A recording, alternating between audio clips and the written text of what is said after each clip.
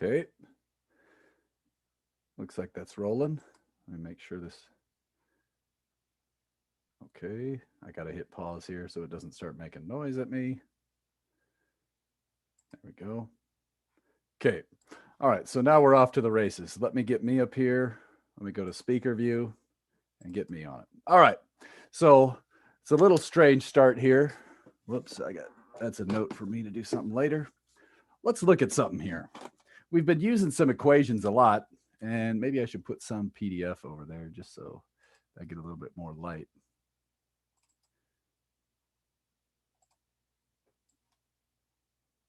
I don't know if that helps or makes it worse, but we'll see. All right. So in this case, we have some equations where we said something like delta x equals v initial x times time plus 1/2 a sub x t squared. And this was describing motion horizontally. The purpose of those little videos I just had you watch was to show you that we could also write an equation like this at the same time. And the idea is numbers in this equation shouldn't affect the performance in this equation. Or, said another way, motion in the x and y directions are independent of each other. We could describe them with independent sets of mathematical equations.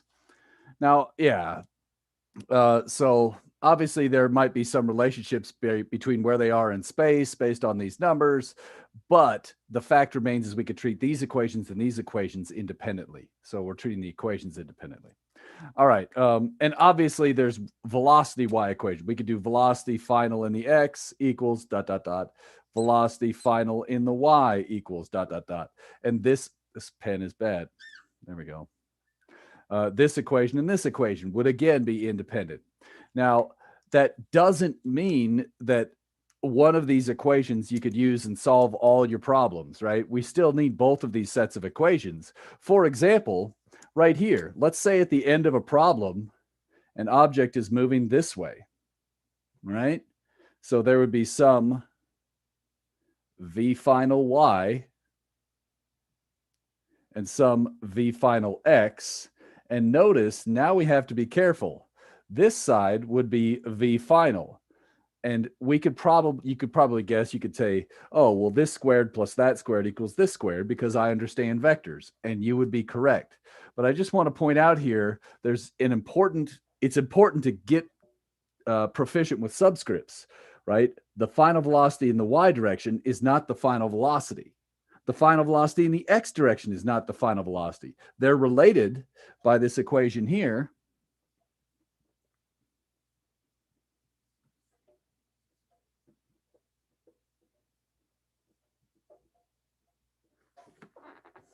Right? Okay. So far, so good?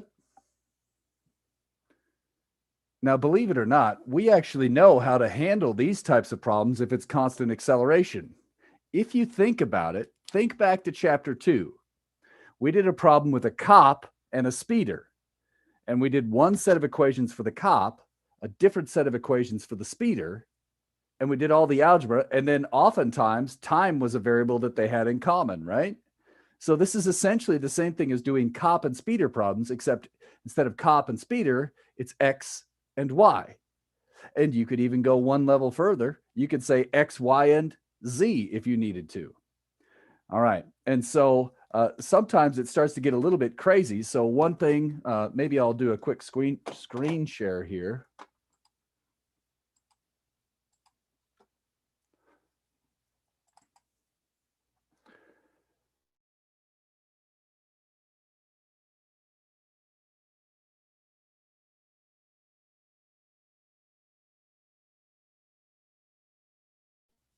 Did I back up? Oh, can you hear me now? Hopefully you can hear me now. Test, test. Can you hear me again? Yes. All right, cool. Yeah. Sorry. I had some cable fall on me here. Sorry about that. All right. So let's go to 4.1. Let's go to the next one. Oh my gosh. This could take a while here. There we go. All right.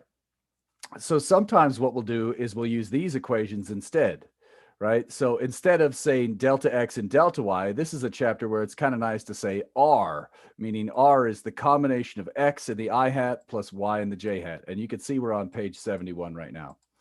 So here, instead of saying delta x, I just put the initial over here. And remember that x of t and x final could pretty much be used interchangeably for us.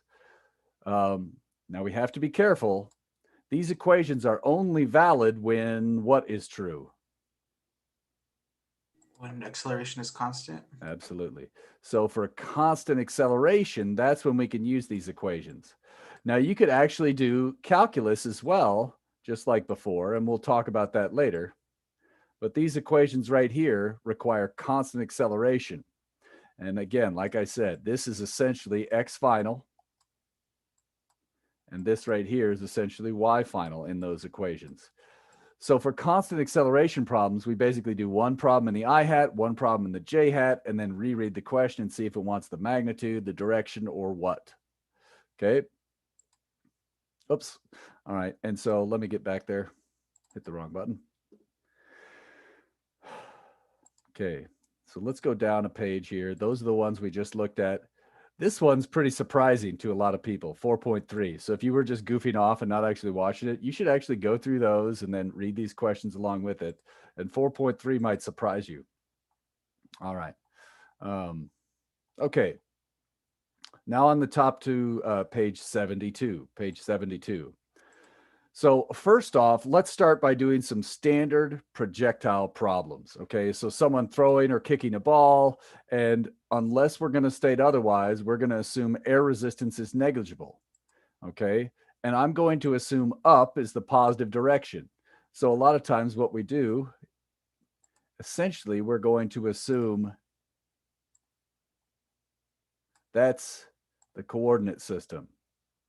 The lowest point in the problem is 0 on the y-axis, and then the starting position corresponds to x initial equals 0. Okay, this is usually what we do.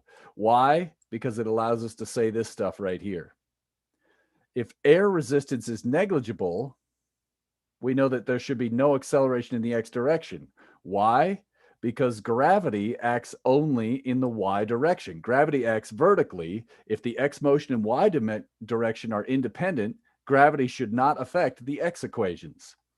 All right. Now, in this case, notice there's a plus or minus symbol here.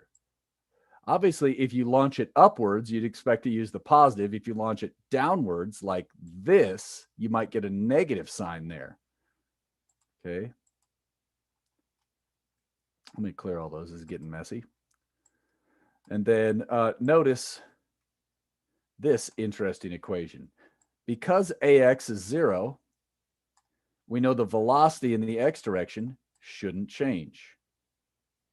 Here's what I was just alluding to. If you want the final speed, you could get the final velocities in the x and y direction and square them and add them together. You could also get this impact angle. So if it helps, right here, imagine this thing smashes into the ground. Usually this is the angle I would call the impact angle. So notice theta is written with a horizontal line and phi is written with this kind of nearly vertical diagonal line. Okay, notice there's a difference between theta and phi. They are not the same. If you screw them up, that's your problem and you'll lose points, okay? Now, there's some other interesting things here. A very common misconception is right here. At max height, velocity is not 0. In general, the velocity is the initial velocity in the x direction plus 0 in the y direction. Only when you have a purely vertical launch is speed equal to 0 at max height. I love to ask this question on a test sometimes just to see who's paying attention. So just be aware of this fact, all right? Be aware of that fact that at max height, velocity is not 0. It's 0 in the y direction, okay? So you might want to write in your note, Vy equals 0 at max. Got that? Another common mistake. People think when it gets to max height, for some reason, they'll confuse this and they'll say acceleration is 0. That makes no sense at all. At all. Because think about it. If it was up here, if it had 0 velocity and 0 acceleration, well, if its velocity is 0 and a is 0, that means its velocity is not changing from 0. And that means it would just magically float at max height forever. Because this doesn't happen, that clearly doesn't make sense. So this is a constant value. G is 9.8 meters per second squared. And then there's minus sign associated with the coordinate system. Again, the coordinate system says up is positive, and then the acceleration is downwards with magnitude G. G is a positive number. We put the minus signs explicitly out front. That's kind of a brief review there. Let me leave that up on the screen, but I want you to unmute and ask any questions about that, okay? So feel free to ask any questions here. Let's just pause and get that back up. Any questions about this stuff? That's just a quick review.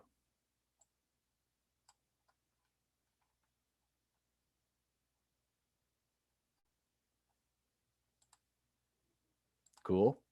All right. And you can interrupt me if I cut you off too soon. I'm sorry if I did. This equation right here sometimes throws people for a loop. I want to point something out here. This one is y as a function of time. It describes the vertical coordinate of these dots that I'm drawing. It describes the vertical coordinate as time goes on. This one is y as a function of x. It's called the trajectory equation. Whoa, that's not how you spell that. Let me just write AJ for trajectory equation. Okay, this equation actually describes the parabola you see, right? This dotted line right here actually is a parabolic shape. The equation that represents that, right? If you go over a certain distance x, it tells you the value of y. And so this equation is very simple to obtain. You take this equation and put them together. You solve this equation for t and you shove it in there, and it changes all the x's. It changes all the t's into x's over v initials, and you get this weird looking equation right here. Okay, so just be aware the trajectory equation and the vertical position as a function of time are both parabolas, but one is a parabola in time and one is actually the shape of the curve as it travels through space. Next. Okay. Oh, there it is. Oh, so there's everything I just said right there. Sorry, it's right there. Okay. Okay, so you could read those notes. Now, sometimes we're going to have problems with level ground. I'll be honest with you. Very few times on an exam will you have a problem like this. These are just the simplest problems. They're great for learning and getting started. So when I say a level ground projectile problem, I mean everything above is true except the initial height and the final height are the same. So in this case, the initial height and the final height are both 0. Right? That is a level ground problem. So what happens here is delta y is equal to 0 for all of these problems. I probably should have said that in there, but basically that's the idea. Whenever delta y is 0, then this special set of things is true.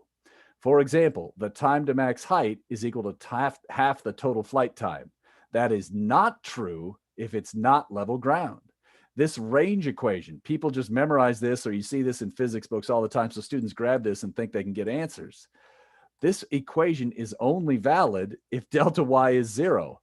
So to be clear, the stuff at the bottom of the page doesn't make sense for this type of problem up here, where this object is moving through space. And then let me see if I could do this here. Let me do...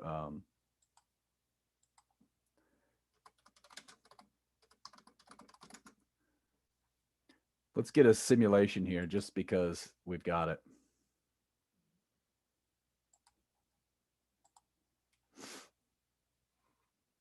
All right.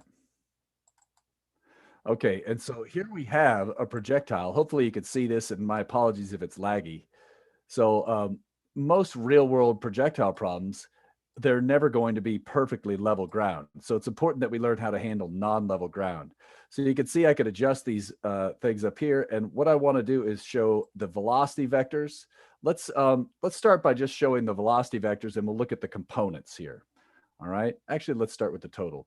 So I'm just going to fire this and let's see what happens. All right. So there's that motion. So let's go back, and this time, instead of showing the total velocity, I want to show the vectors components, and I want to do this in slow-mo. Notice right here, hopefully you can see this. I know the contrast is not the greatest. I'm looking at this arrow right here and this arrow right there. That green is not very good, so I'm going to go to a different color. There's an arrow right here. This is velocity in the X. Whoops, that's not velocity in the X. That's velocity in the Y. Sorry about that. This one down here is velocity in the X. I was looking at the wrong thing while I was writing. Now, watch these as I step this forward. So right down here, you can see I'm going to start hitting the stepper motor, and watch what happens to the Y velocity at max height. I don't know if you can see it, but this is approximately max height right here. Okay. So, and just, I'm going to actually make that a little bit smaller. There's max height, just so you can see it better. All right, here we go. I'm going to start stepping it now. Notice the X velocity is not changing. The X component of velocity is not changing. The Y is getting smaller. Right now, the Y velocity is positive. Still positive. Notice it goes from positive to negative. And right at max height, it was 0. So we see that if you think about it, the velocity here was positive. The velocity here is negative. It must have changed from a positive to a negative. Delta velocity in the Y direction is less than 0. It's a negative number. So the acceleration up there must be less than 0, right? The velocity in the Y direction became more negative. That, by definition, means the acceleration in the Y direction is negative. All right. So that's just pointing out, okay, let's clear all that. And now, let's just go ahead and play this out. Notice the X velocity is not changing. The Y is speeding up. And then look at this. I could put a timer on here. And look at this. It takes 1.11 seconds for it to hit max height. Okay. Now look at the time to hit the bottom. 2.97 seconds. So just writing those numbers, time to the max was about 1.1 on this simulation, right? Time to the bottom, just rounding, is about 3.0. Clearly, it is not half the time to go up and half the time to go down. It takes much longer to cover this bigger distance. All right. Now I'm been droning on and on and on. Somebody tell me right now, what do you think delta Y is for the entire flight? So from the launch position here to this position, what is delta Y? -7 -7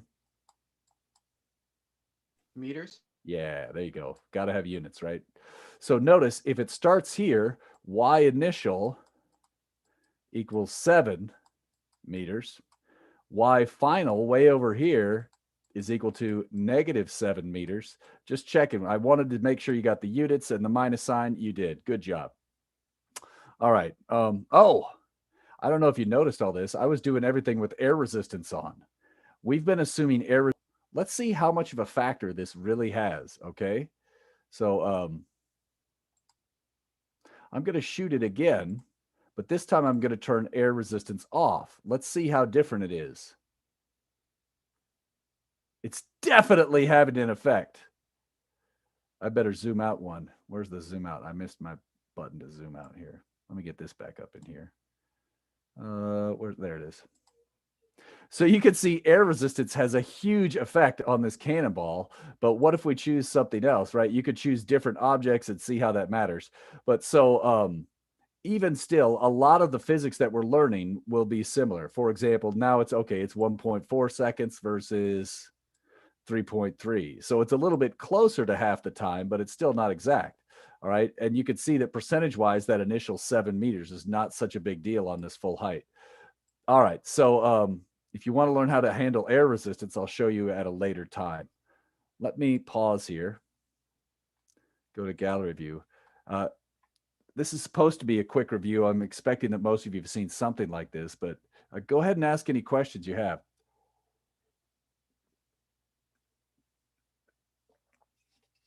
It's okay if you don't have any. All right. Let's get back in there and show one last thing. Let me clear all these out. Should be a clear button. There it is. So let's say I do the same thing here, and I want to look at, instead I want to look at the acceleration vector. Predict what the acceleration vector should look like. So I'm going to launch this thing. Think to yourself, what is the acceleration vector going to look like as it goes through time? 1, 2, 3, here we go. Hopefully you could see that. It's always straight down, right? The acceleration in the x direction is supposed to be 0, and the acceleration in the y direction should be negative g. Now, just in case you're curious, if we put in air resistance, that's going to be a little bit different. When I do this, notice you do get a small correction in the x direction, right? There's an acceleration in the x direction because the air is pushing to the left on it. So if you wanted to see what those forces look like, right? There's a force due to air resistance, and then there's a force due to g. Yeah, so that dy means drag in the y and drag in the x. So look at that again. There's drag in the x and drag in the y. The drag in the y direction looks tricky because on the way up, the drag is downwards because it's moving upwards. On the way down, the drag is upwards because it's moving downwards. So drag moves opposite your motion. All right, so, but if we just do this without drag, it's much simpler.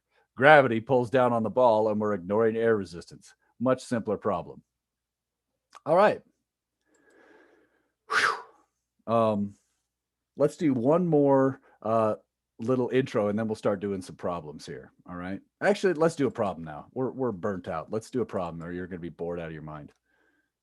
So let's go back to here. All right. So again, we're going to assume air resistance is negligible, so we don't have to worry about those air resistance correction. We get approximately correct numbers, but clearly there are some mistakes if we don't include air resistance. All right. And again, watch out for using this trick here. This is only valid if level ground. 4.8 is a pretty simple one. I'm going to let you guys do that one at home. 4.9 is also pretty straightforward, but you should definitely do that one. This one requires calculus, and this is one we didn't do in Physics 110. These ones are all fun. Let's get over to here. Let's do 4.14 together. Okay, let's look at 4.14. So I'm going to draw it on my board. You do it on your board. And remember, we want to do work algebraically. So go ahead. Question? Oh, okay. So we're on page 74, 4.14. Go for it. This marker's bad. Let's get rid of it.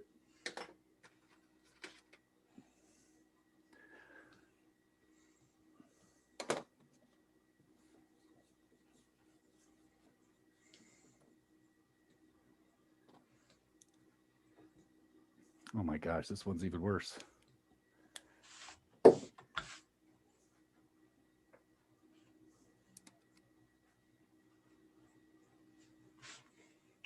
.14.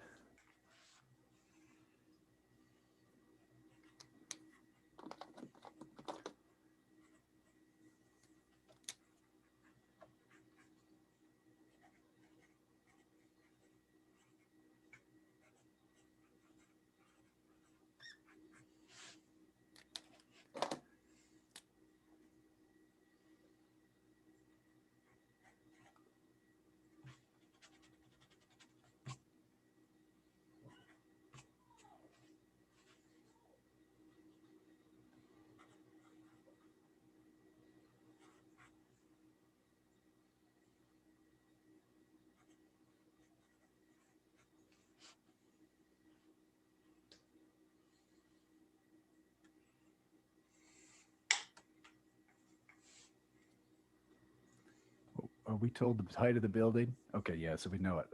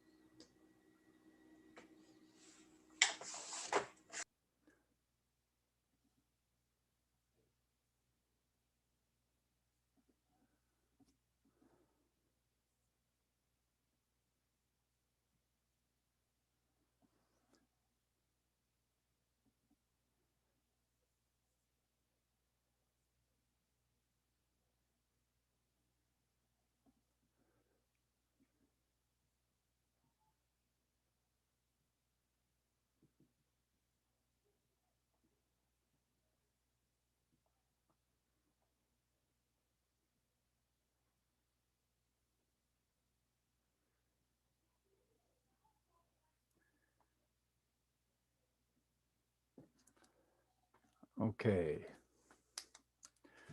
So let me go back to my screen. Whoops. So this was my take on what to write. I'll pause. Some of you are still writing. I'll give you another minute to just kind of get your head around it.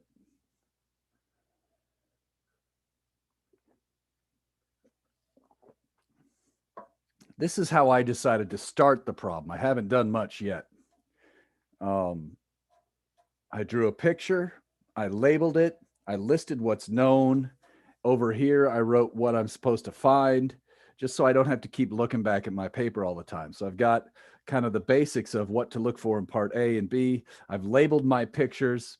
I took great care to make a difference between the angle theta and phi, and apologies if it's too small for you to see it. I'll just make this just a little bit bigger. And notice I labeled this height here, and then I put in numbers here. That way I could do algebra with the term h. It'll be just a little bit easier for me in the long run. Any questions on what I have or what you think you should have, or any questions? Remember, if you're already good at this, you've got the solution. You could just kind of flow along with the solution if I'm too slow. But I'm going to try and go slow here on the board, at least for this first one. Okay. So now the next step is usually what? What's the next thing we do after drawing pictures, labeling, listing knowns?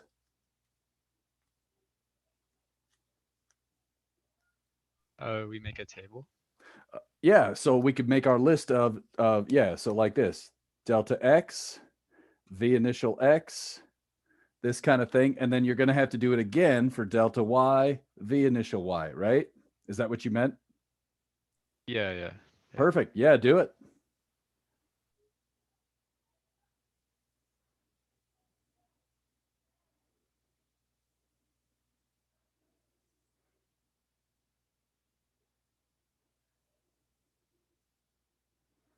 And then here's a cool thing. In this problem, they both share the same time, so we only have to list time for one of them. So you only need one time listed. All right.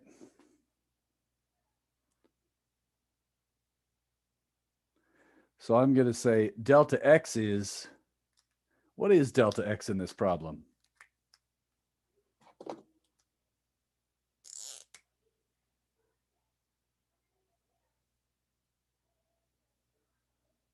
Is it known or unknown? Unknown? Yeah. In fact, that's what we're looking for. That's what range means. It says, when it says this, the range of a projectile is how far it goes horizontally. So it's a lot like the math definition of range, like domain and range of a function, sort of. It relates to that. But yeah, in this case, delta x would be how far it goes horizontally. So that's what this question is. While we're at it, what is impact velocity? What symbol am I supposed to solve for?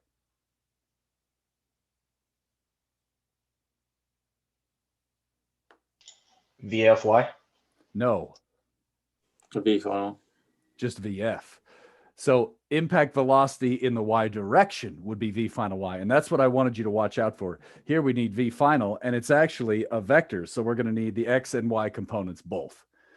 But from a practical standpoint, whoever said V final y, yeah, you know that that's the hard part, is figure out v final y and then get it into here using Pythagorean theorem or something. So yes and no on that one. Yeah, really, technically, no, but in practical terms, that's the hard part of that problem.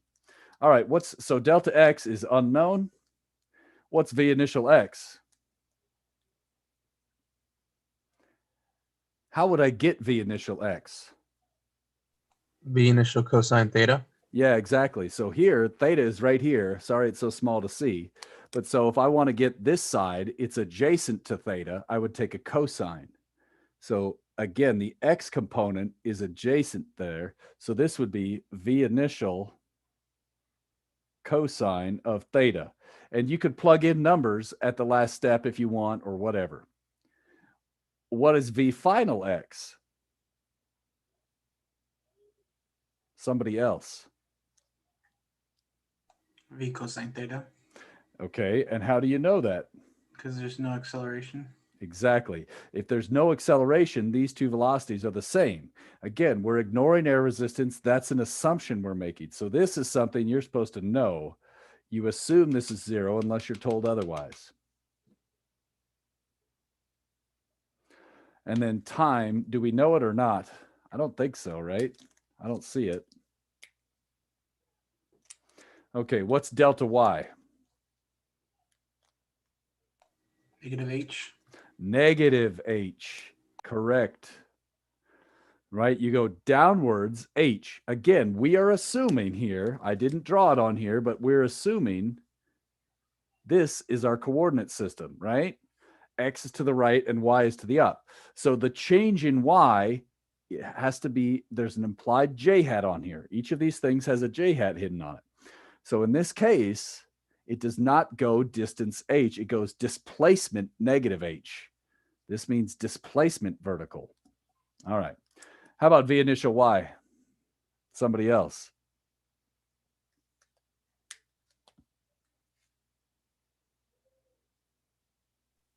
V initial sine theta. Absolutely. Over here, again, it's very small to see. Right? The idea is if this angle's theta, x is adjacent, it gets cosine. Y is opposite, it gets sine of theta. All right.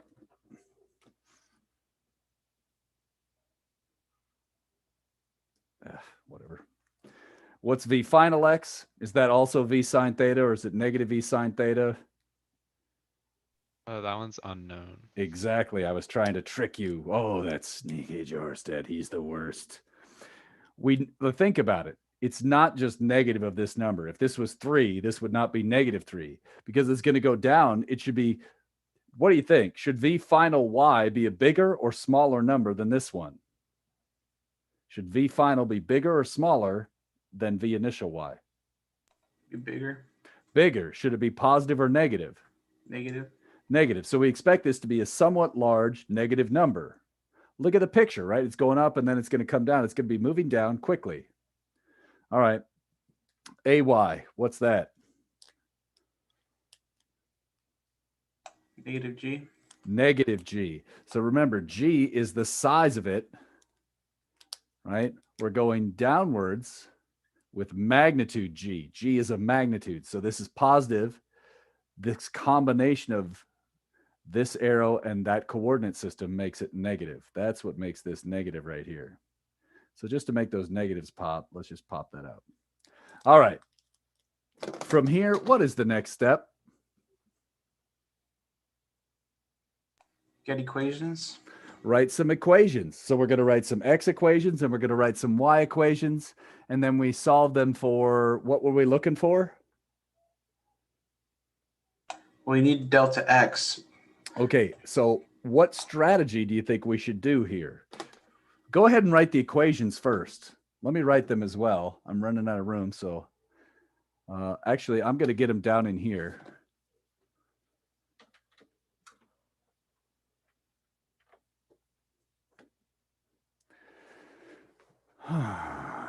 So this is, let's see. I know that there's the delta x equation. I'm going to plug in this 0 right away is just V initial cosine theta times time. And that's the only useful equation for the x direction. Think about it. In this case, if A is 0, we already know everything, like the V final equation and the V final squared equation. Those are really boring. Right? Because the A terms are 0, so the 1/2 AT squared goes away. The 2A delta x goes away. So there's no need to write them in this case. So this is a standard projectile problem with AX equals 0. Let me put a star next to that. That's kind of a key thing here. When this is true, there's only one useful x equation. Now I'm going to come over here and write down the y equations.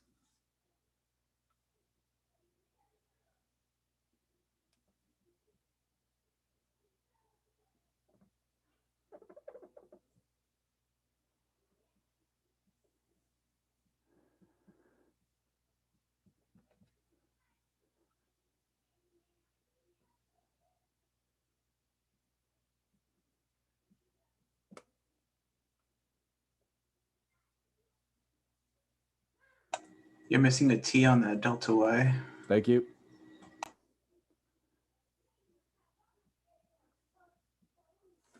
All right. Sorry about that.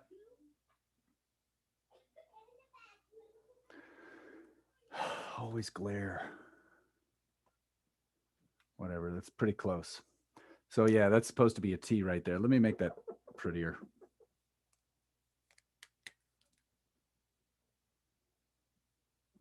There. Now you can see it better. Thanks. Okay. Now, obviously, you could have plugged in negative G here, here, and here as well. You could have plugged in negative H. And we'll talk about that in a second. Now, let's take a look at what is known and unknown before we get ahead of ourselves. Delta X, unknown. This and this are known, right? And time is unknown. So we can't just get delta X right away. When you see this, and we know we're looking for this, what do you think we need to figure out from the y equations? Time. Yeah, so we know we want this. We don't know that. So why don't we solve one of these equations for t and shove it in? So before we get ahead of ourselves, let's see which one is good. Delta y is known because we know the value of h. V initial, this is known, this is known. Time is unknown. A sub y is known. Could we use the first equation to get the time? Somebody other than Esteban. No. Yes.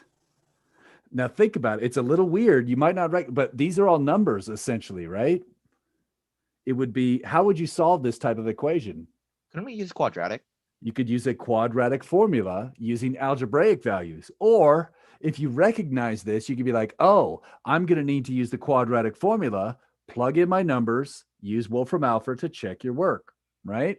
Or you could use Wolfram Alpha to do this algebraically for you, or you could just have a little bit of resolve and do it yourself. It's not that bad once you do it once. Okay, that works. Okay, let's check down here. Do I know what V final y is? Maybe there's an easier way here. Do I know V final y? No. V initial y, known. Huh. Well, that doesn't help immediately. But look at this one. Don't know that. Do know that.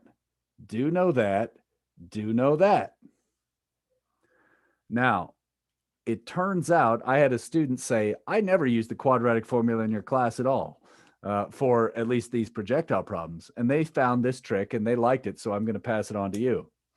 What they said was, why don't I just use this to figure out V final y, then take that number, plug it into here, solve for time, and then take that time and shove it into here. Great idea. Now, the quadratic formula, also great idea. They really take about the same amount of effort, to be honest. But we have to watch out. If you want to solve this equation for V final y, what do you have to do? It's not V final y here. What do you have to do to get V final y? Square it. Wait, not square it. Square root. Square root. And square root is not enough. Somebody other than Esteban. When you take the square root, what do you always have to think about? Positive or negative? Exactly. In this case, should it be positive or negative when you take the square root? Negative?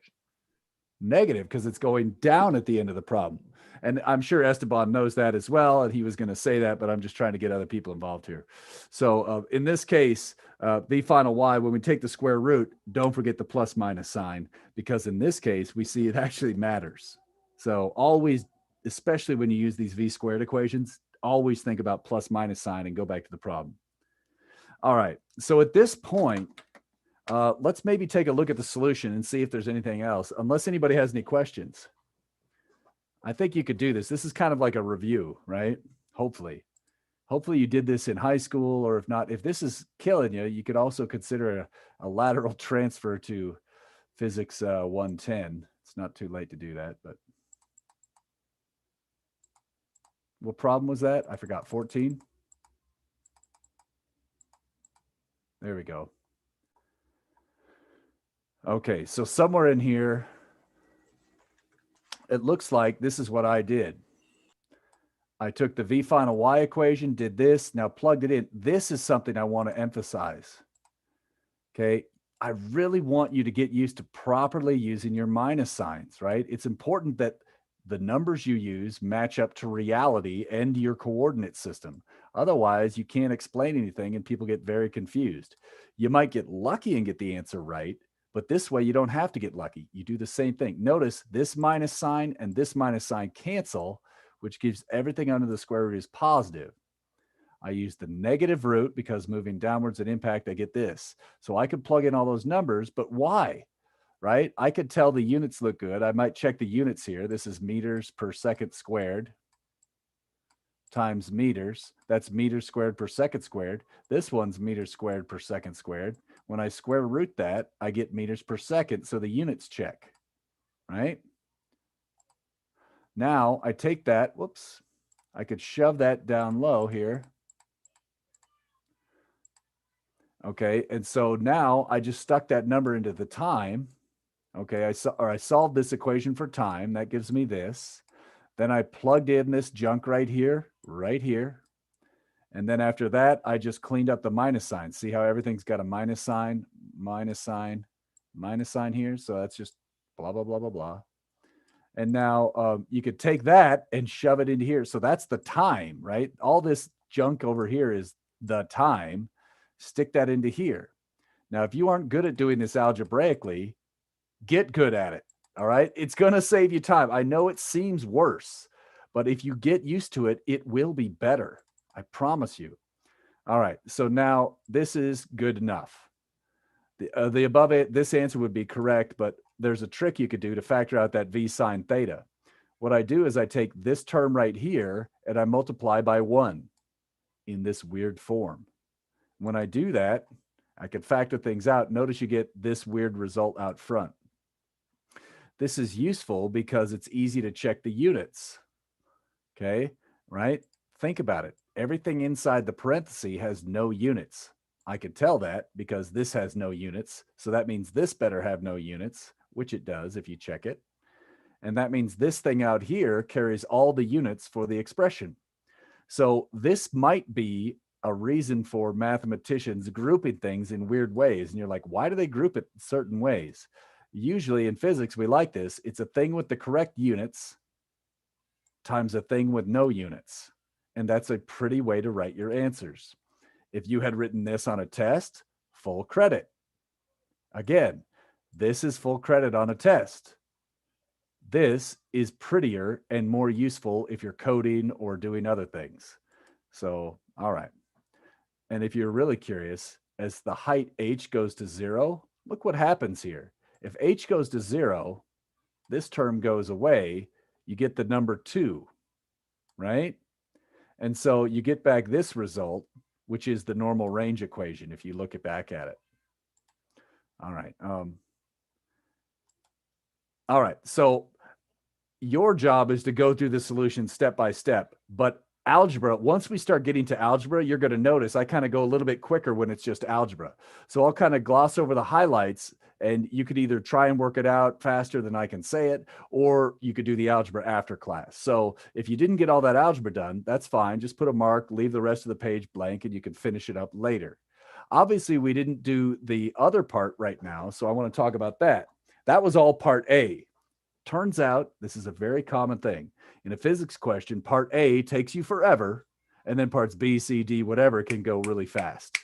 So in this case, we spent so much time figuring out this, we had to do all of our setup. But now to get impact velocity, we're already done. We already know V final Y. We know V final X. All we have to do, let's just look at it in the solutions.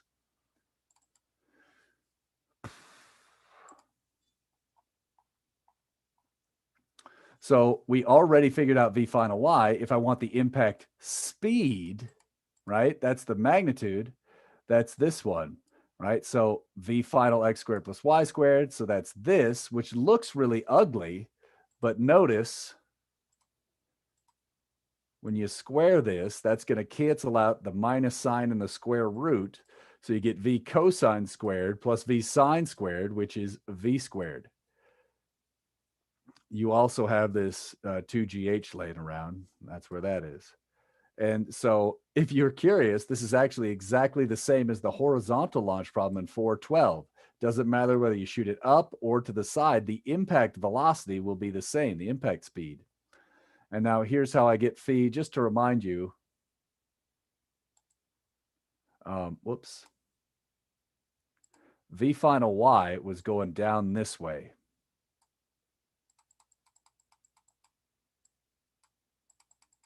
Like that. So this is V final Y. It's going downwards as indicated by this negative arrowhead. This one is going this way, V final X, which happens to be equal to V initial X because AX equals 0. This is V final. And then notice here is this angle phi. Now we've got to be careful here with minus signs and things like that. So it's tricky. When you plug in the numbers with the plus and the minus signs, notice there's a minus sign right here. You're going to get a negative angle, right? And so when you do that, okay, that's fine. What does that negative angle mean? It means below the horizon. So you could, when we're expressing angles, I just want you to be careful to watch out. Whoops, annotate, clear. I want you to watch out for double negatives. So notice if you put a negative 45 here, that might confuse somebody. Are you saying negative 45 below? That's a double negative. So basically for me, I'm okay if you just write a positive number here and show it. So this is a positive number. It's a speed. This is a positive number, right? Another way you might write this, somebody else might say negative 45. If you draw a picture, it's usually pretty clear, right? And so somebody else might say, well, isn't that about 15? Somebody else might say that. That's true. So depending which angle you draw, you have to draw your picture and clearly explain to me. Otherwise, I'll get lost. On a Canvas quiz, usually I say answer is a positive number if it's between 0 and 180. Answer is a negative number if it's between 0 and negative 180. Again, on a Canvas quiz, usually I say use positives and negatives just so we could be clear. That's an artifact of the coding in Canvas. All right. Kind of rushing along here. How is this feeling? Any questions? Hopefully this is a review, good review. This would be a good time. Let's take a short break and we'll come back and we'll see how these problems can get nasty. All right. So these are kind of the easy ones. Let's take a short break and come back and do a nasty one. So be ready to go by 1:09. Okay.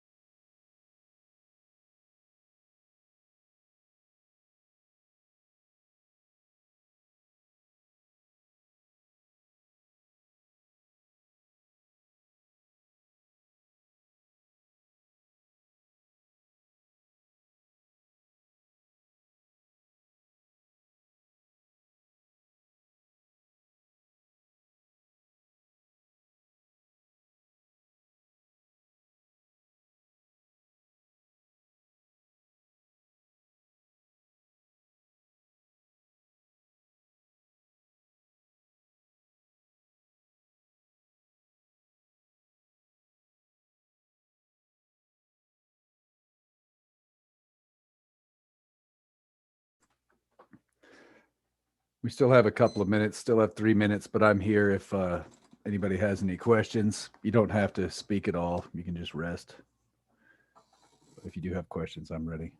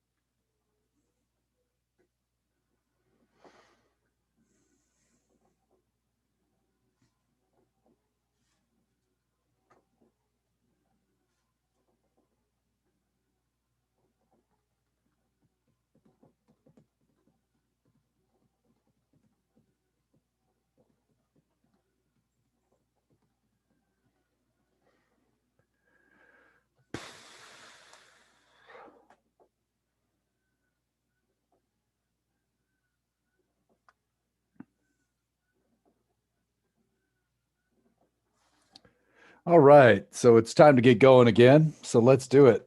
If people aren't here, that's okay. They can just catch up and watch the live stream later. All right, and so let me get back into this. Okay, so we just did kind of a brief reminder of all that Chapter 4 has to offer for these word problems with kinematics. So let's take a look at some subtle points here. Whoops, not that one. I want to go to this one. All right, so we just did 4.14. Now I want to point out, look how similar 4.13 looks. When you look at 4.13, it looks similar, but notice the questions it's asking are different. So something that, if you've got your workbook there, the velocity at max height, what is that value? Does anybody know? Is it 0 in the y direction? Yeah, so that's what I'm looking for. We know v final y is equal to 0 here, but don't say velocity is 0, right? Remember that v final y is 0, but v final is not equal to 0. Good. All right. Now, typically in this equation, I just want to give you a heads up. The v final y equation, when it's the v final y squared equation, is actually really useful. When you do that one, if this side gets set equal to 0, it's pretty easy to find the other crap on the other side. So max height, I want you to think about using the v final y equation squared first. So there's some comments on that one. So great. Next, in this case, you're going to see some questions like this. These are conceptual questions. And I can't remember if these are required or not. I could look on my little handout. I have it printed out. If you don't have it printed out, you might do that too. But let me see here. This is chapter 4. 8 through 14 is needed. Oops, 4.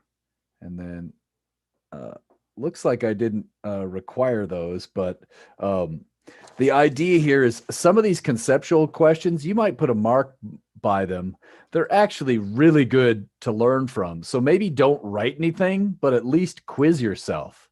So, right, you don't have to write these down or do anything, but you should still do them and read them. So when you see these conceptual questions in here, you should do them and don't write anything. Just read the question, think, check the answer, see if you were right or wrong. Okay. So do those questions, but don't write anything down. Next. Oh, this was a sneaky problem I snuck in there. That's a good problem. This page 75, works a lot of good concepts. Page 75 is, and I think those are required in your homework, right? 75, that's 70. Yeah, so those are all in there. But this page is really good. Page 75. Look, it's got some variety here. This shows you in particular, you might be saying, what if AX is non-zero? Well, if you're not sure, you could try this problem. If you really have no clue, open up the solutions and follow along. And then here's another one. Try to do it without the solutions. Okay. So definitely do this page. Here's an interesting one down here. This is a fun one. I love this problem right here. It's a classic. This one is a good one. A lot of people, this tests your ability to read correctly. So, yeah. So you've got to read carefully here and see if you understand what these words mean. So what I would do is set up the problem, make sure you set it up correctly, and then if you did make a mistake, fix it before you waste time on the algebra, because this is a doozy of a problem, 421. All right. Next, 422. So this is a really fun one. This is an old problem in physics books where they used to talk about maybe there's a blowgun or something and you could launch these poison darts and kill monkeys out in the woods. Now we say you tranquilize them so you're not just killing monkeys all over. But the idea is, let's assume that there's a dart that you're going to shoot out of here. And the instant the dart leaves, it makes a sound. The monkey reacts to the sound by letting go. Right? So that the instant you shoot the dart, the monkey lets go of this branch and starts falling down. And so the fun part is, guess which direction you should aim to hit the monkey. So I'm going to pause for a second and think, should you aim directly at the monkey? Should you aim high or should you aim low? We are assuming the monkey lets go of the branch the instant the dart leaves the gun. We're also assuming air resistance is negligible, okay, which is probably reasonable over this distance, okay? So to be clear, air resist is negligible. Normally, if we were in person, I would let you talk to your neighbor. So good luck doing that online. You could chat with them if you want, like say, I think it's this. What do you think? Okay.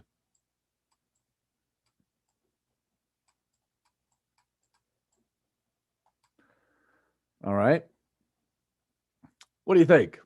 Somebody take a guess. What do you think? Should you aim at the monkey, below it, or above it if you want to hit? Oh, I see something in the chat. Let's take a look here. So now that's what video games think. Let's look. Your video game might include air resistance or something, Angel. If we ignore air resistance, let's see. I have a simulation here somewhere. This is supposed to be, so right, so you can aim at the monkey. Whoops. You can aim high or low. And I just want to show you here. Let me clear these annotations. Hold on. Oops. The idea here is, look at the way this is aimed when I click these buttons. I could aim straight at the monkey. I could aim low, or I could aim high.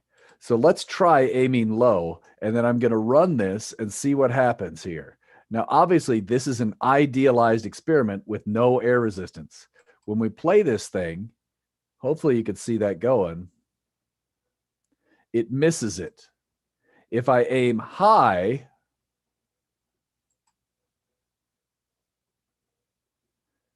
that actually misses it high. So it turns out the trick is you aim directly at the monkey. And I could show this to you. I'll try and make a video of it. We have a simulation of this or a demonstration of this. If you aim directly at it, watch this carefully.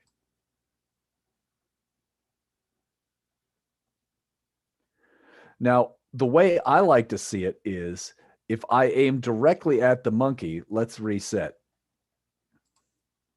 If we were out in space, think about it. If you aim directly at the monkey, this would go straight up. And if there's no gravity, the monkey would just sit there. So if we were in deep space, far away from everything, you know you should aim straight at the monkey because when it lets go, the idea is this thing is going to come out of here and fall below its straight line path. And it's going to fall below its straight line path. This distance right here is 1/2 GT squared, right? That's the distance. It's not. Now, if you want delta y, we could stick in a negative, right? Negative 1/2 GT squared is the vertical displacement. Well, think about the equation for the monkey. If you think about the equation for the monkey, whoops, it's delta y is equal to v initial sine theta. Give me just a second in the chat. Times t minus that term, 1/2 GT squared. So the idea is if you were somewhere where gravity was negligible, this term would go away. But that's the distance you fall below the straight line path. So this is the straight, and I will get to the chat in just a second. This is the straight line path. And this is the distance you fall below it.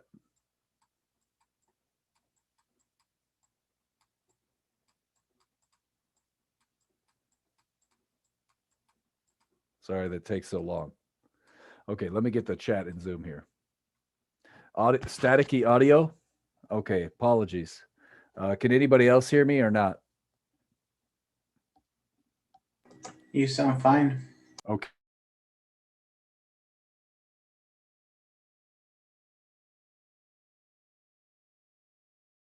Give me a heads up. Better say something than not. Ah! Okay, maybe I wiggled a wire. I don't know. I might have to check some cables after this.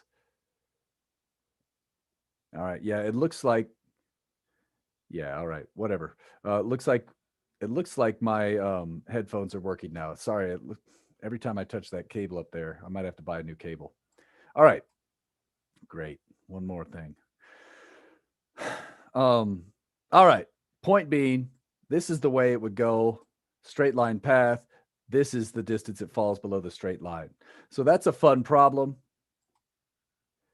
Let's get back to here. So that's what this problem is all about. If you want to see the algebra behind it, you could go ahead and read that question. And I think this one was not required. Hold on, let me see. Yeah, this one was not required, but it's kind of interesting. So if you want to see that one, you can kind of check that one out. This is a lot more fun in a lecture setting. So is this next one, but this next one we're gonna actually work on it. All right, so now let's look at kind of a somewhat realistic problem here. Well, kind of. We're ignoring air resistance. So we saw that earlier that could be a huge factor. We're going to ignore it for right now just to get a first assessment of this one. So here we go. A ski jumper right here is going to launch off this ramp. The ski jumper's initial velocity is v. The ski jumper travels total distance L downslope, and the slope has an angle of phi. So now watch out. I suppose if I was smart, I would have relabeled this. Phi is now this angle, and psi is this angle. So impact angle is now psi. And I just want to point out there's no reason to expect that these two angles are equal. Phi is the angle of the ski slope, the angle of the mountain. And then psi is the impact angle relative to the horizontal. Theta is the launch angle, the angle at which this jump. So we've got three different angles to discuss. So here's the question. People want big jumps. I want you to figure out a reasonable reason to figure out. I want to do this. I want to figure out the angle which maximizes downslope range. So this is very different than 110 or high school physics usually. We know we're going to figure out this, all right? and I'll get you started on that. So first we need to figure out the downslope range. Then we need to maximize that with respect to this angle. And then we need to make sure those limits make sense when the hill height is 0. Here are some potentially useful trig identities. Whoa, that's a lot. Let's see if we could just start simple. I want you to figure out the set of knowns and unknowns for part A. So think, what is this table going to be? Delta X, what is V initial X, etc. You figure all that out. I'll give you a minute here.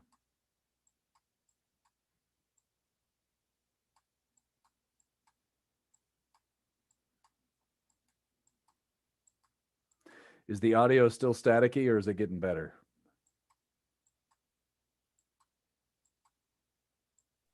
Seems fine.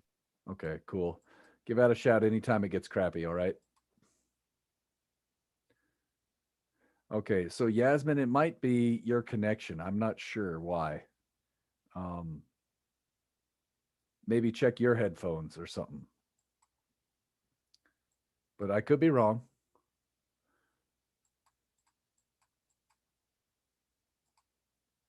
Okay.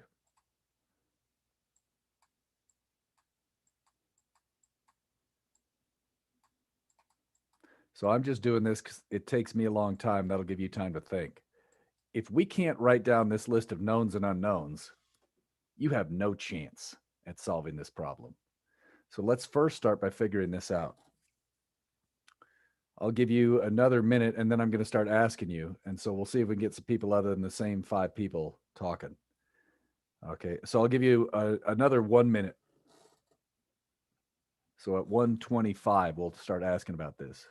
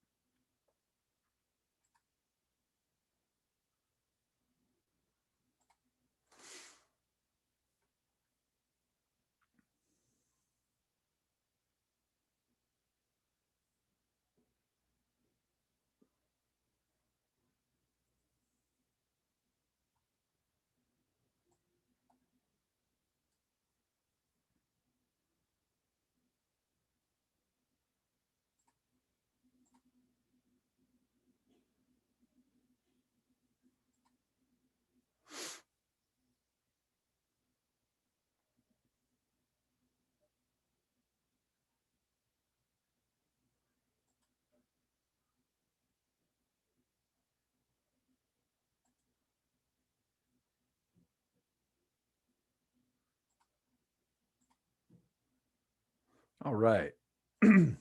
So appreciate your patience there. So let's try and go through this. And so I'm trying to get you involved here. So if you speak up and you're wrong, I'm not going to make fun of you. All right. So I'll just say, that's not what I was thinking. But if you get involved and you make mistakes in lecture, usually you make fewer mistakes on test day. So that's just my belief. I don't know if that's always true, but don't be shy about speaking up. It's okay to make mistakes. You might notice, like, for example, I pick on Esteban a lot, right? It's because he speaks up and then I try to help him correct the things that he's doing wrong. And he's very great about being brave and not caring if he screws up. So it's okay to screw up. I want you to screw up and correct it now rather than stay silent and think incorrectly and never get it fixed. So let's try this. Anybody have any ideas for any of these parameters? You could just unmute or you could throw it in the chat if you don't want to speak. Just anything. Give me one of those parameters, somebody.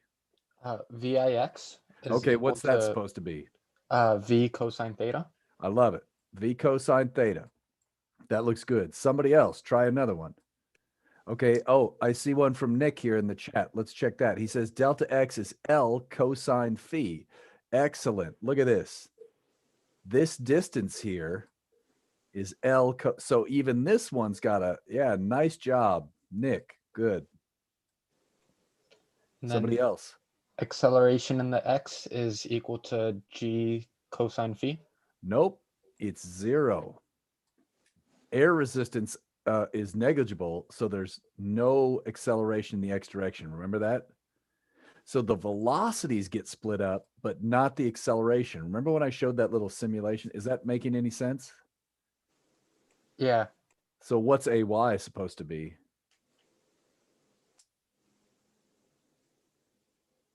Take a guess. It's okay to be wrong. Negative G. Negative G. Does that make sense? So, right, when you're flying through the air, gravity pulls straight down on you. Gravity is in the Y direction, not in the X direction right here. So that's why now your velocity is angled. So we are going to split up the velocities, but we do not split up the acceleration. It's all in the Y direction. All right. All right. So this distance we said was L cosine phi. I think Nick got that. Okay, cool.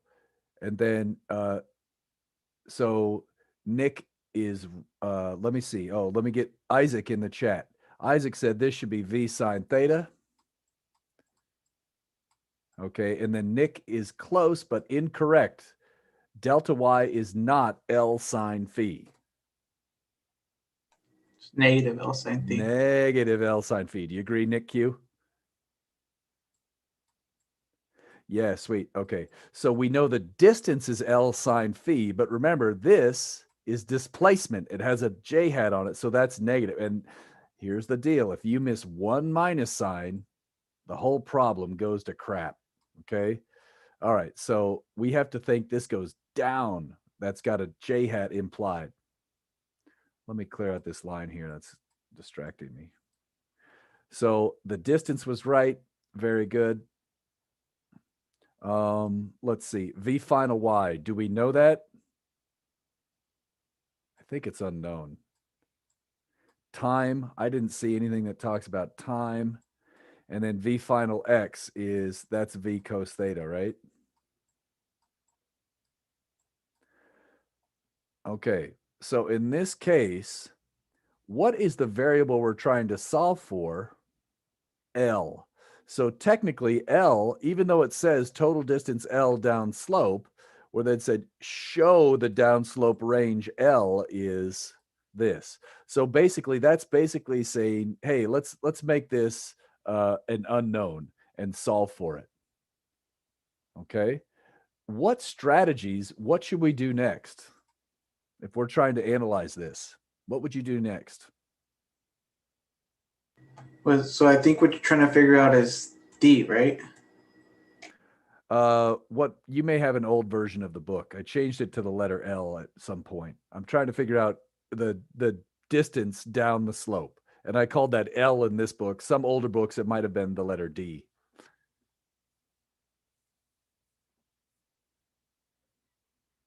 So what would be the strategy to do next? We've drawn our picture. We've labeled it. We've listed our crap. What's next? That's what I'm asking. Equations. Use the delta y's to find a t and then plug that t into the x. Exactly. So use a delta y equation and a delta x equation. We look in here. Notice there's no t in here. Agreed? So that means we probably are going to solve one of these two equations for time and shove it into the other one. Usually it's easier to go this way, solve time for this one. But okay, so you've got the right idea. Let's take a look at the solutions. What is this, 4.23?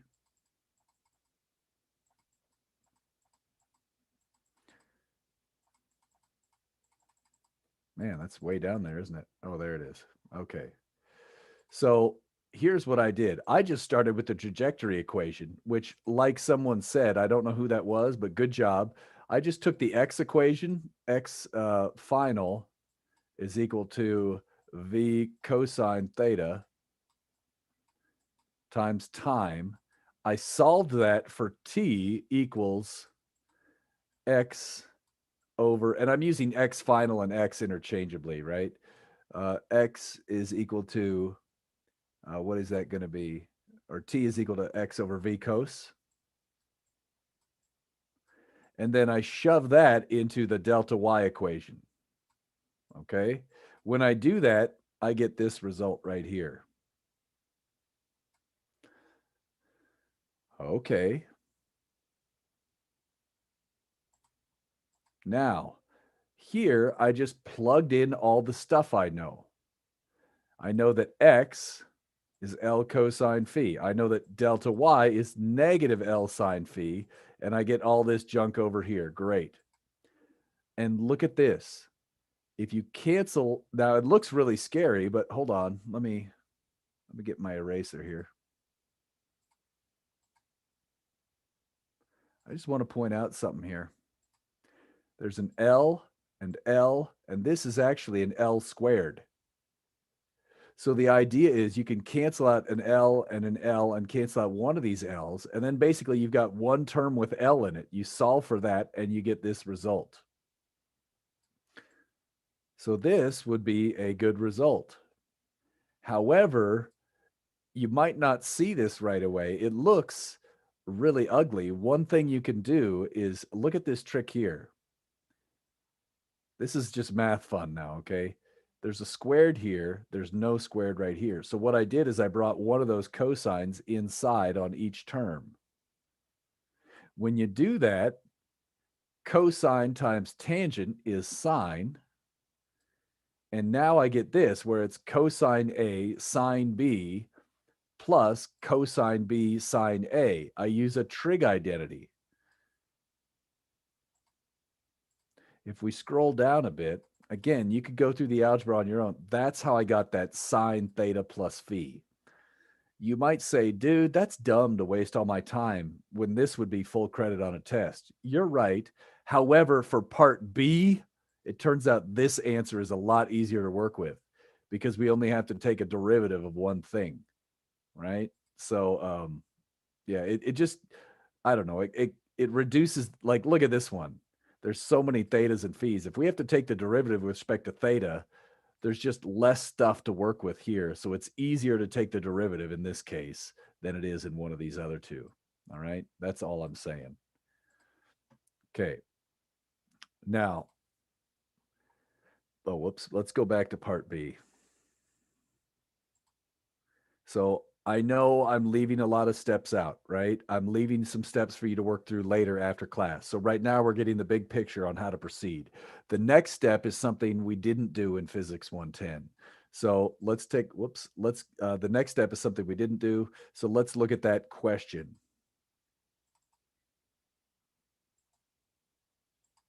There it is. Okay, so in this case, now we want to find the angle which maximizes downslope range. So what is the procedure we should follow to maximize downslope range? First off, downslope range is what variable?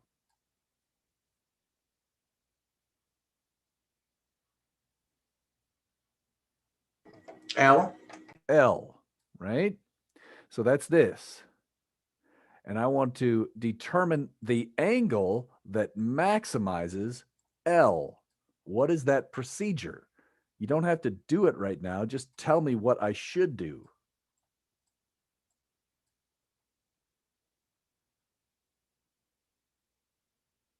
So it's a derivative of theta.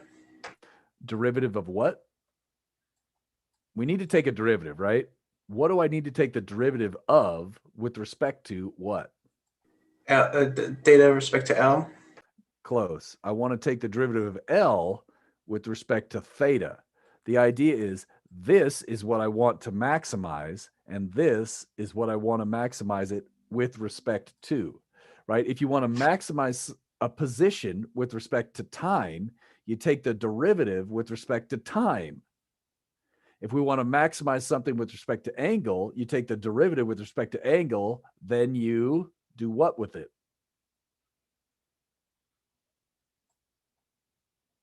You have it equals 0 And solve for? for x. No. Now remember, what do we do when we're maximizing or minimizing position? We take the derivative of position with respect to time, set it equal to 0, and then solve for t. Here, we want to get the max angle. I take the function, take the derivative with respect to the angle, and I solve for what?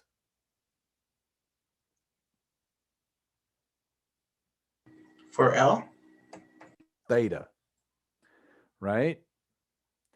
Think about it. When we do, okay, so this is what we want to do. And then from there, we'll call that theta critical. Then you take that theta critical and plug that into the equation for L. That's the last, maybe you're skipping a step in your head there.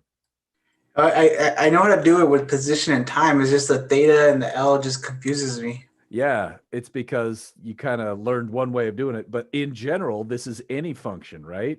If you want to max or minimize something, you take the function you want to maximize and take the derivative with respect of the variable you wish to maximize with respect to, set it equal to 0, solve for that variable, then plug it in at the end. And so, right, think about this. You would have no trouble saying dx dt, set dx dt to 0, solve for t, right? That's what we always do when we're maximizing position. Solve for t, right? And then use that t, we'll call that t critical, in x of t. It's the same procedure. If your function is a function of time, you take derivatives with respect to time, solve for time, and shove time in the original equation. If your function is a function of angle, you take derivative with respect to angle, solve for the angle, use that solved angle, and shove it into the original equation. Is that helping a little bit? Yeah, I think I just need to actually do it, but yeah, Yep. it makes sense. Okay, so now when you do it, students get lost. So I'm going to leave this for you to do later, but let's take a look at it here in the solutions really quick. So you can see it's, here it is. There's tricks you could do to save yourself time. Now, here's the idea. These things are constant. The angle of your mountain is not changing. Your initial velocity was v. Your initial velocity is not changing. So in this problem, right, v initial was v. Always know what v means. Is it the initial velocity or what? Here, this is a constant. So what I did is I took all of my constants out front. Well, if 0 is equal to a bunch of stuff times a constant, I can first get rid of the constants, right? And then it's not nearly as scary. I take the derivatives. You got to know how to do some chain rule or product rule right here, something like that. And when I get all this, you get this weird result right here. We're going to ignore the slope to the left. You get 45 degrees minus phi over 2. What does that mean? If your slope here was, say, 20 degrees, then the optimum angle would be what?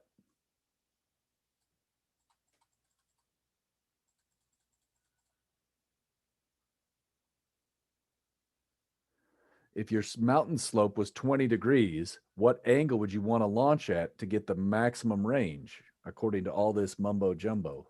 35. 35. 35. So if you use 35 right here, notice when the ground slopes away from you, it actually, you don't have to use a 45-degree angle anymore, right? So I don't know if you're aware of this. If you do a level ground problem where phi is equal to 0, 45 is the optimum angle to get max range. A lot of people know that fact. If not, there you go.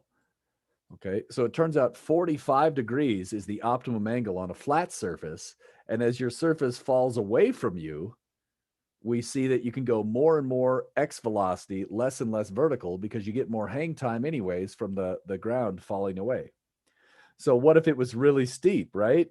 The steeper it is, the more horizontal you want to shoot because, right, you're going to get plenty of hang time.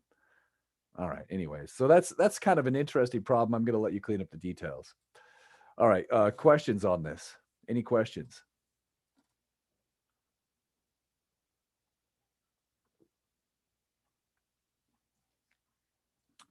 Yeah, normally in class, I bring out a little, like a 4-meter long ski slope, and we actually do the calculations and punch it in. But I I don't even know if I could fit that in this room, to be honest. It'd be close.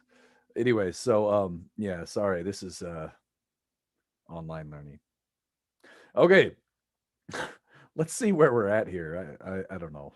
I'm babbling a lot now. Whew. Okay. So what was the point of this? The point was get used to solving these problems algebraically, learn how to deal with the trig identity, and then remember that max and min, we could use maximum min. The process is the same if the function depends on angle instead of time. But you do need to go through it. There's the details in there. So that was the point of this problem. Oh my gosh, we're up to here. This is great. Let me just see something. All right, we're doing all right. You might be wondering what happens if we have an equation like this. So remember the group activity from last week. I gave you an equation where I said something like, last week I said V as a function of time is equal to a bunch of crap in the I hat.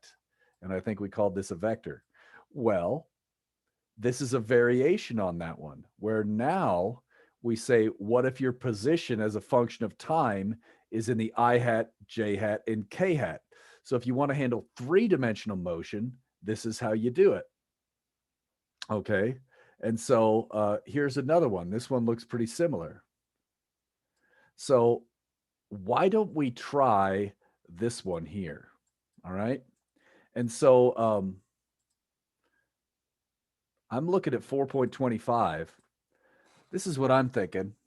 We don't have a group activity today officially, but I could stick you in breakout rooms right now. That way you guys could talk and feel more interactive, and we'll work on 4.25. Do you want that? If so, just maybe try and give me those cheesy Zoom reactions if you're into it, or just say something in the chat. Does that help you learn when we do those group activities or not? Just, yeah? Anybody else? I saw Isaac. Okay, so, all right, so I'm going to try and do it. And I might make the groups a little bigger this time, just so you guys can talk. And so I'm just going to go random this time, but I'll just split us into, I'm going to split us just into 5 rooms randomly. This is not for a grade. Okay, so here we go. So you might not be in the same group as usual. You're welcome to just work on 4.25 here or go into those breakout rooms and I'll just start swinging through, okay?